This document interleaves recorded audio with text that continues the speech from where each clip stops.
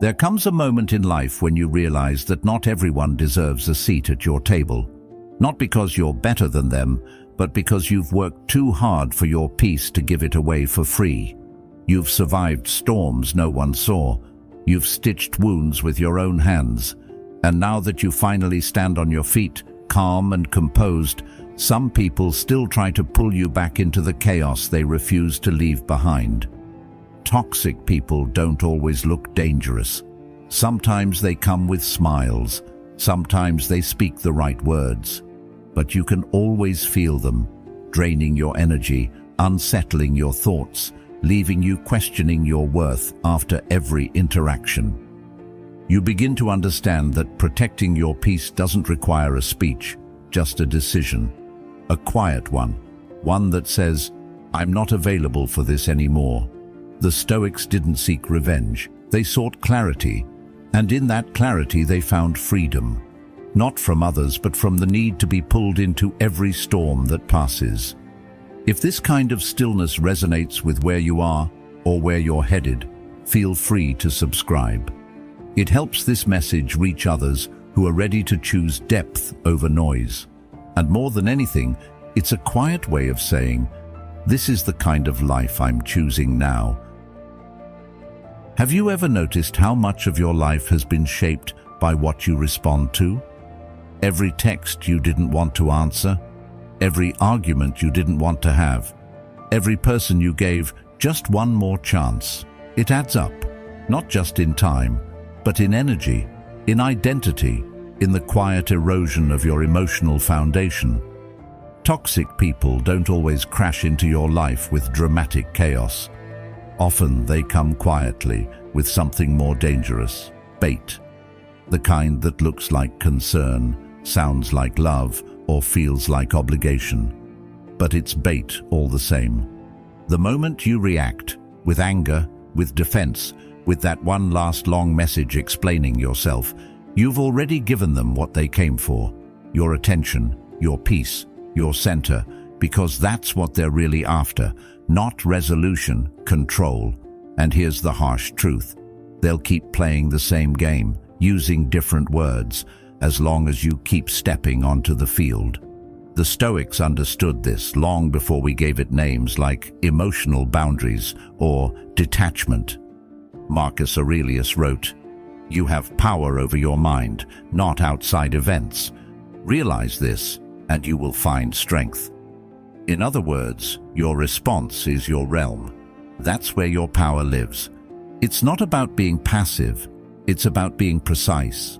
About understanding that every time you react to something unworthy of your energy, you're voting against your own peace. You're letting someone else decide how you feel, how you think, how much space they get inside your mind. And if they didn't earn that place with trust, respect, or kindness, why are they living there rent-free? Sometimes silence is stronger than any comeback. Not the cold, dismissive kind, but the grounded kind. The kind that says, "This doesn't deserve my energy." And that decision, to say nothing, to walk away, to not attend every argument you're invited to, is not weakness, it's maturity. Carl Jung once said, "Everything that irritates us about others can lead us to an understanding of ourselves." And while that's true, it doesn't mean we have to sit in the irritation. We can learn and still leave. We can reflect and still walk away. But leaving doesn't always mean slamming the door. Sometimes it's quieter than that. A shift in presence, a subtle retreat. The moment you stop explaining your worth, you begin to live from it. That's where the transformation starts. You begin to respond less and reflect more. You begin to feel less responsible for fixing other people's discomfort and more committed to preserving your own stillness. People who thrive on reaction can't stand stillness. It unnerves them. They rely on emotional confusion to maintain control. But the moment you stop giving them your fire, they have nothing to burn.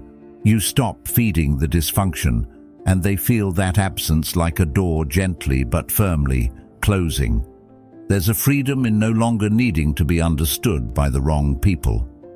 A quiet strength in no longer performing emotional labor for those who never reciprocated it. Socrates believed that the unexamined life is not worth living, but he also taught through silence, through listening more than speaking, through knowing when words build and when they destroy. When you begin to practice this restraint, something changes in you. Your energy becomes more centered, your relationships more intentional. You start to notice which conversations drain you, which people spark unease instead of peace. And most of all, you start to notice how much of your suffering was rooted in trying to be heard by people who weren't listening and never planned to. This is where philosophy meets practice, not in books or debates, but in daily choices. In that one moment when you decide, I don't need to respond to this, and you don't. You go for a walk instead. You focus on your craft. You speak with someone who lifts you up rather than tears you down. You choose clarity over conflict. That one moment seems small, but it builds into something profound. Like Plato said, the first and best victory is to conquer self. And what better victory than the one where you win back your mind? The more you practice, the easier it becomes. You begin to master the pause, to delay the reaction, and eventually you no longer crave the last word, because you've found something better, inner calm. And from that place, even when someone tries to shake you, you don't move. Not because you're frozen, but because you've learned to stay rooted. Boundaries begin to set themselves, not as walls of bitterness, but as lines of clarity. You don't have to explain them. You just live them, and the people who truly care about you, they'll feel the shift, not as rejection, but as refinement. In the end, it's not about pushing people away. It's about choosing who gets to stay close. Who gets your softness, your time, your attention. That's your currency.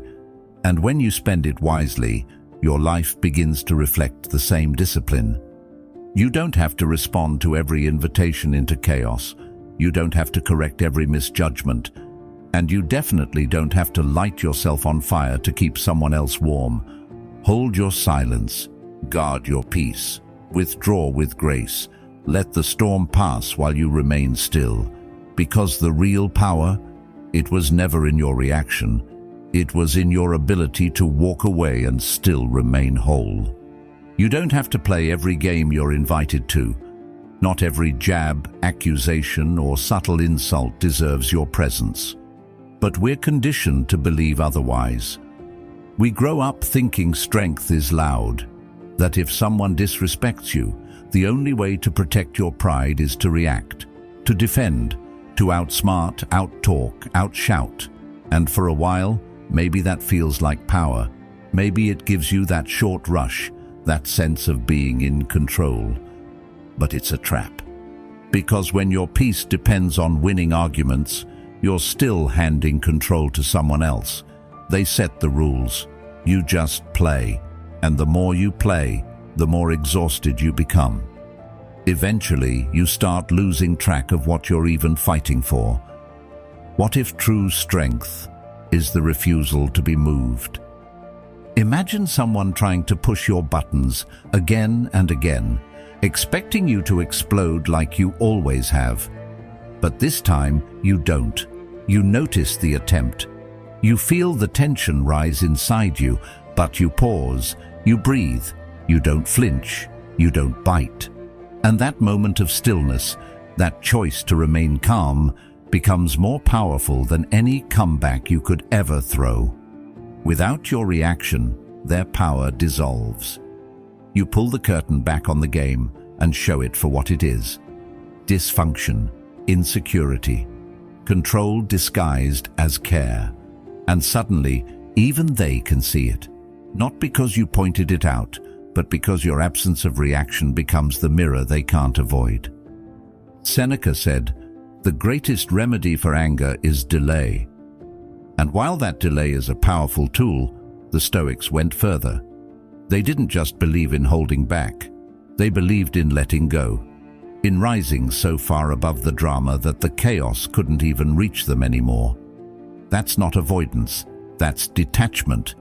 And detachment isn't about caring less, it's about caring better. It's about protecting your energy so that it can serve your growth, not fuel someone else's dysfunction. This is the shift.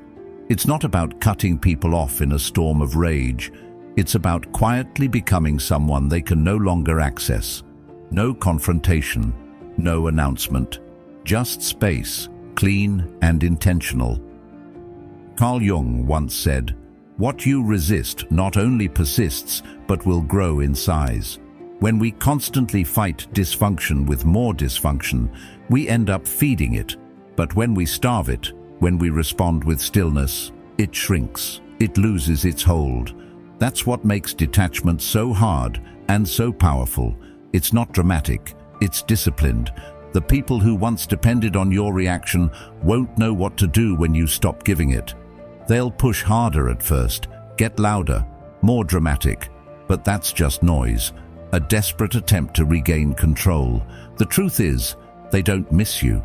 They miss your reaction. They miss the emotional energy you used to pour into the fight. And when they realize it's gone, truly gone, that's when you reclaim your power. Plato once wrote, "The measure of a man is what he does with power, not just the power he's given, but the power he holds over his emotions, his boundaries, his peace." And that kind of power, it doesn't shout, it doesn't plead, it stands still, it watches. And it knows that not all storms are worth walking into, especially when the goal is to stay dry. You're not required to justify your peace. You don't owe anyone access just because they demand it. And the moment you realize that, your entire posture shifts. You stop explaining your silence. You stop apologizing for choosing calm over chaos. You become someone who doesn't flinch when poked, doesn't break when tested, and doesn't entertain battles that only leave scars. This doesn't mean you become passive. Quite the opposite. It means you act with intention. You choose where your energy goes. You decide which fires are worth walking into, and most of them aren't. Aristotle taught that virtue lies in balance, not in excess, not in deficiency, but in moderation. And that includes emotional energy. Too much reaction, and you become a puppet. Too little engagement, and you disappear. But just enough presence, just enough space and stillness, and you become something far more powerful than reactive. You become composed. Socrates believed that the only true wisdom is in knowing you know nothing. And in conflict, this rings especially true. You don't need to prove your intelligence. You don't need to win every point. Sometimes wisdom is stepping back and letting others unravel their own argument, while you protect your mind from the wreckage. This way of being isn't easy. It takes practice. But every time you choose silence over sarcasm, breath over blame, patience over provocation, you reinforce that you are no longer available for emotional games, not out of cruelty, but out of clarity. Eventually, people stop inviting you to those games. They sense the change, and even if they don't like it, they respect it. Because nothing is more unsettling to someone who thrives on drama than a person who refuses to react. So keep your peace sacred. Don't trade it for temporary validation. Don't hand it over to people who treat it carelessly. Let them talk. Let them spin their stories. You're no longer playing. You're protecting, growing, and most of all, you're free. Why do we feel guilty for protecting our peace? Why does saying no come with an apology? Somewhere along the way, we were taught that setting a boundary makes us difficult. That distance is a punishment. That silence is cruelty. So we over-explain. We soften our tone. We wrap our truth in layers of disclaimers just to make it more acceptable to people who never asked how we felt in the first place. But the Stoic doesn't argue with misunderstanding. They don't chase validation or bend themselves into shapes just to be palatable. Instead, they step back, not with anger, with clarity. Because when you begin to understand the weight of your own peace, you stop offering it up so freely. You begin to realize that preserving your well-being doesn't make you selfish. It makes you self-aware. Aristotle once said, "Knowing yourself is the beginning of all wisdom." And part of knowing yourself is learning when your boundaries have been crossed, even subtly, even in the spaces where no one else seems to notice. It's when someone jokes at your expense one too many times, when someone expects your time, your energy, your attention, without ever asking what it costs you, and still you stay silent, trying to avoid the label, cold, rude, dramatic. But here's the truth. Boundaries aren't walls to keep people out. They're doors to let the right ones in. And a firm boundary, quietly enforced, is louder than any confrontation. When you no longer feel the need to defend your limits, you start to carry yourself differently. You don't announce your absence, you just stop showing up where your presence was never honored. Carl Jung believed that the privilege of a lifetime is to become who you truly are. And who you truly are can't be found in the constant explaining, apologizing, or shrinking. It's found in the quiet decisions you make. To say less, to walk away sooner, to value peace over performance. There's strength in that silence, not the kind that avoids conflict out of fear, but the kind that chooses not to waste energy on battles that lead nowhere. And this is what unsettles toxic people the most. They don't get the reaction, they don't get closure, they don't get the emotional feedback loop they've come to expect, because you've stopped playing a role in their story. You turned inward, you fortified your mind, you stopped waiting for someone to understand your worth and started living like it was already understood. That kind of shift is subtle but powerful. People begin to notice, even if they can't quite name what's different. Maybe you don't text back immediately. Maybe you don't respond at all. Maybe you stop offering explanations for your silence. And what they don't realize is, your silence isn't an absence of care. It's the presence of self-respect. Plato once wrote, "The first and best victory is to conquer self." And that victory often looks like choosing stillness over reaction, distance over drama. It looks like saying, "This conversation no longer serves me," and not saying it out loud, just living it. It looks like detaching not because you're bitter, but because you're no longer available for confusion masquerading as connection. This isn't about walking away from everyone or building a fortress around your heart. It's about being more selective, about realizing that your time, energy, and emotional presence are not unlimited resources to be handed out to whoever asks loudest. Socrates believed that an unexamined life is not worth living. And part of that examination is looking at who drains you, who energizes you, and why you keep tolerating what leaves you feeling less than whole. Eventually, something changes. The guilt fades, the clarity stays, and you stop feeling like you need a backstory for every decision. You start trusting your silence. You start trusting the way your body tenses around certain people, the way you feel lighter when you're no longer engaging with someone who always seemed to bring a storm. That's the shift. You're no longer trying to be understood by those committed to misunderstanding you. You're not seeking closure from people who aren't capable of giving it. You're not asking people to treat you better. You're just removing yourself from the space where they don't. And that decision, to protect your peace without asking permission, is one of the most radical, life-changing things you can do. Because it signals something deeper, that you are no longer willing to betray yourself for the comfort of others. That you've finally decided your own inner stillness matters more than being liked, agreed with, or even remembered. So if someone's wondering why you've pulled back, why you're quieter, why you're no longer so quick to reply. Let them wonder. You don't owe them a speech. Let your calm be your boundary. Let your absence explain what your words never could. Because when you start living like your peace is sacred, the right people will feel it, and the wrong ones will fall away. Sometimes the most powerful thing you'll ever do is leave quietly. No big speech, no final blow-up, no need for a dramatic goodbye, just absence. That kind of exit doesn't make noise, but it echoes, because presence can be manipulated, it can be argued with, gaslit, twisted. But absence? That's different. Absence is undeniable. It's a mirror, and it forces people to face something they often avoid, the space you once filled.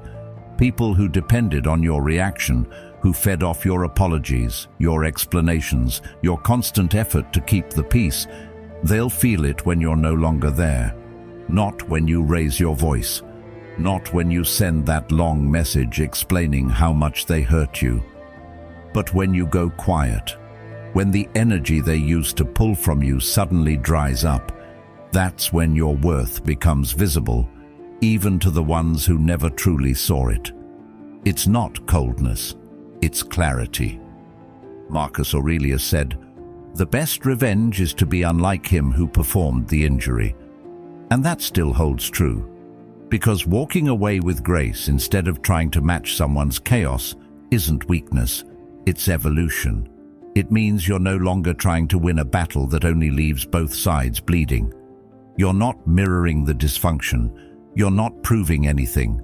You're simply removing yourself from the game. That doesn't mean it doesn't hurt. It does.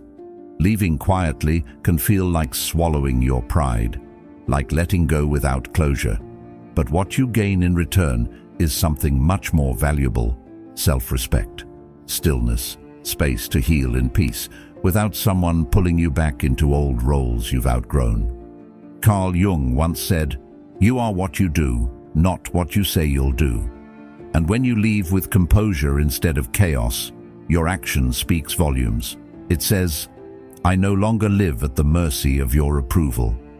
It says, "This version of me, the one that explained, that stayed too long, that tolerated the disrespect, no longer exists." What many don't realize is that people often treat you based on how you treat yourself. When you stay in places that drain you, when you explain your worth like it's a debate, you silently teach others that your peace is negotiable. But when you leave quietly, when you walk away without a trail of drama, you reclaim control, not over them, but over yourself. Plato once wrote, "The measure of a man is what he does with power." And the kind of power we're talking about here isn't dominance, it's restraint. It's the power to know you could destroy someone with your words, your anger, your truth, and still choose silence. Because silence, when it comes from a place of strength, isn't empty, it's intentional. There's something sacred about distance. It shows you who truly valued your presence and who only valued your compliance. The people who cared only when you were convenient will reveal themselves when you're no longer accessible. And that truth, it's not always easy to swallow, but it's clean, it's honest, and it frees you from carrying dead weight wrapped in nostalgia. You begin to see that not every relationship needs a formal ending. Some simply dissolve the moment you stop feeding them. That's not abandonment, that's alignment. The moment you choose peace over chaos, stillness over performance, you step into a version of yourself that no longer needs to prove they deserve peace. They just live in it. Socrates believed that the secret of change is to focus all of your energy not on fighting the old, but on building the new. And that's what leaving quietly does. It stops pouring energy into the argument, the explanation, the hope that they'll change. And it starts building space for something better, for a life where your energy isn't constantly being spent on surviving relationships that only take. What's surprising is how many people don't notice the shift right away. They assume your silence is temporary, that you'll come back like you always have. But when they realize you're gone for good, not because you hate them, but because you finally love yourself enough to stop, that's when the discomfort sets in. Not for you, for them. You don't owe a farewell tour. You don't have to make them understand. Let your absence say what your words never could. Let your distance speak the truth. You've outgrown that version of yourself, and the people who kept you there. The beautiful part is, you don't have to carry bitterness with you. Leaving quietly means you don't take the chaos into your next chapter. You just leave it behind, without looking back. That's not escape, that's growth. So if you're sitting in a place where you're wondering whether to stay or go, ask yourself one thing. What will cost you more in the long run, leaving or staying silent in a space that's been stealing your peace? Aristotle said, "We are what we repeatedly do." Excellence, then, is not an act, but a habit. So is peace. And the first habit of peace, protecting it, even if it means walking away from people who once felt like home. Because sometimes the strongest thing you'll ever say is nothing at all. There's a moment when silence becomes sacred, when it stops feeling like avoidance and starts to feel like wisdom, when you no longer need to defend your worth in conversations that only ever left you doubting it, when you stop chasing closure from people who were never willing to offer it in the first place. That's the moment something inside you shifts. Not out of bitterness, not because you've stopped caring, but because you've finally seen the cost of constantly trying to explain yourself to those who never really listened. It's a quiet step, but a powerful one. You step into what the Stoics knew all along, that peace doesn't come from getting the last word. It comes from realizing you don't need to speak at all. You stop performing, you stop reacting, you stop proving, not because you've given up, but because you've grown tired of bleeding energy for people who feed off your discomfort. There is strength in that stillness, and not everyone can handle it. Do you know what toxic people hate most?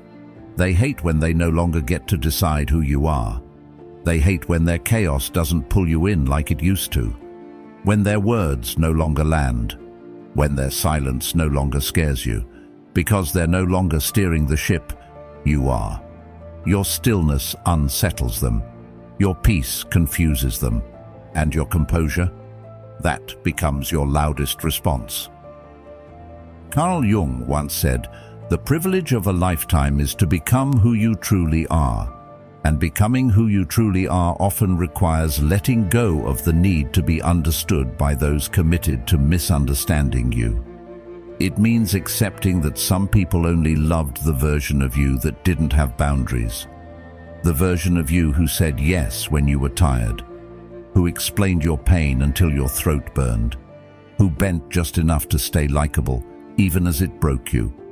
But composure changes that. It says without words, I'm no longer interested in performing for people who only clap when I'm suffering, and it doesn't need a spotlight. It doesn't need a dramatic exit. The change is energetic. It's internal. Your presence begins to feel different, calmer, clearer. People can feel it, and even if they can't name it, they know something has shifted. You're not reactive anymore. You're intentional.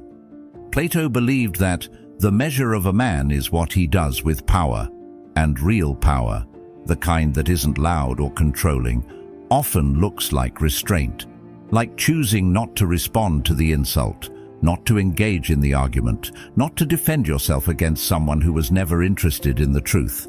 It's not passivity, it's direction. You're no longer caught in the storm. You're walking away from it, slowly, steadily, on your terms. You begin to see how often you've drained yourself just trying to be heard. How many times you raised your voice, not out of anger, but desperation, just hoping someone would understand. But now you see that the ones who care don't need convincing, and the ones who don't will never be convinced. That realization frees something inside of you. It lifts the burden, and in that space, something softer takes root: self-respect. Socrates said, "To know thyself is the beginning of wisdom." And knowing yourself means knowing when to speak and when to stay silent, when to engage and when to walk away, when to fight for a connection and when to stop watering a dead plant. It's a calm awareness that rises above reaction, not because you don't feel deeply, but because you've learned not every feeling needs to be shared with those who weaponize them. Your silence becomes a form of emotional discipline, not the cold, distant kind, the powerful, deliberate kind, the kind that protects your peace like a sacred flame. Because you've learned how easy it is to lose yourself in the noise of someone else's chaos, how quickly you can be pulled into someone else's storm, even when you've done the work to find your own calm. That's the gift of composure. It doesn't erase your emotions. It respects them. It allows you to carry your dignity into places where others drop theirs. It keeps you rooted in who you are, not in how others try to define you. And maybe most importantly, it frees you from the exhausting cycle of trying to be chosen by people who never had the capacity to see you clearly. Aristotle believed that excellence is not a single act but a habit, and composure, like any discipline, is something you build. You start small. You pause before reacting. You notice the pull toward old patterns, and you choose differently, one breath at a time, one choice at a time, until the person who used to respond with fire is now a person who protects their light instead. And over time, that light becomes untouchable. Not because you've built walls, but because you've built self-awareness. Not because you're above others, but because you finally understand the value of your presence. You're no longer accessible to everyone, and that's not cruelty. That's growth. The people who truly care won't fear your silence. They'll respect it. They'll sit with it. They'll understand that your quiet doesn't mean distance. It means depth. It means you've outgrown the need to constantly explain your existence to people who were never listening anyway. So when that moment comes, when you feel the urge to defend yourself, to fight back, to chase one more moment of being understood, pause. Take a breath. Let your stillness speak. And let your peace be the answer that no argument can touch. Sometimes, the strongest voice in the room is the one that no longer needs to speak. Thank you for spending these few minutes with me and with yourself. If this message spoke to something true in you, there's another video on your screen that might go even deeper. And as always, thank you for being part of Stoic Journal, where clarity is valued, peace is protected, and growth is lived, not preached. Until next time, stay grounded and keep walking the quiet path forward.